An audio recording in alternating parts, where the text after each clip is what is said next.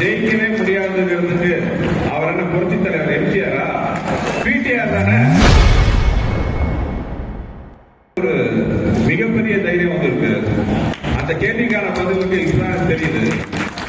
ஜெயிக்கவே முடியாதுங்கிறதுக்கு அவர் என்ன புரட்சி தலைவர் எம்ஜிஆரா? பிடிஆர் தானே. நம்ம கையில உள்ள சேர்த்து கையும். ஏன்னா திமுக ஒன்றும் பெரிய அசைக்க முடியாத விஷயமே இல்லை. அவங்க பலமே தங்களை பலமா இருக்கிற மாதிரி காட்டிக்கிறது தான். அப்படி அவங்க அவ்வளவு பலமா இருந்தா எதுக்கு 24 கட்சி கூட்டணி தேவை?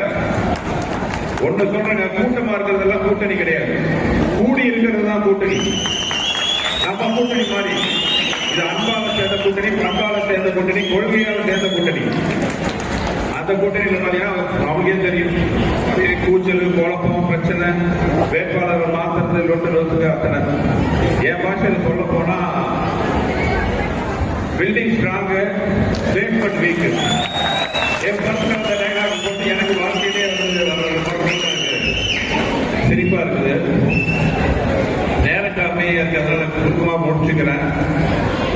மத்திய அரசு கூட சண்டை போட்டு வரக்கூடிய நிதி எல்லாம் கெடுத்து இப்போ ஒரு தங்க நகரமா, கோபுர நகரமா விளங்குற மதுரையை ஒரு குப்பை நகரமா மாத்திட்டு இருக்காங்க.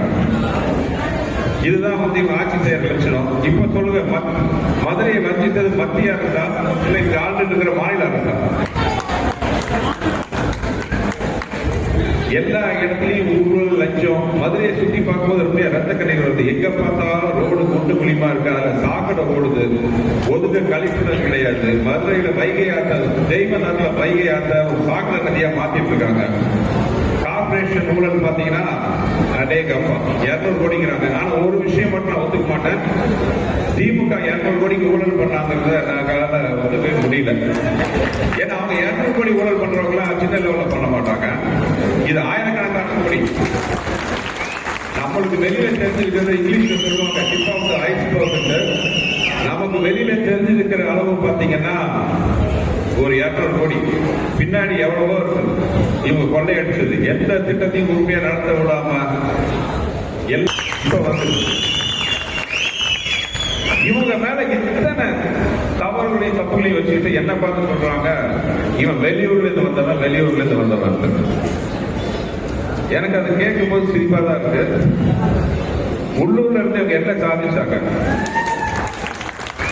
5 வருஷம் நான் மதுரை வந்ததிலிருந்து எத்தனையோ பொதுமக்களை பார்க்கிறேன், எத்தனையோ வியாபார புள்ளிகளை பார்க்கிறேன், பெரிய மனிதர்களை பார்க்கிறேன், சராசரி மனிதர்களை பார்க்கிறேன், டீ கடையில மனிதர்களை சந்திக்கிறேன். எல்லாரும் சொல்றது இந்த 5 வருஷமா இந்த தொகுதி எம்எல்ஏவை பார்த்ததே இல்லை.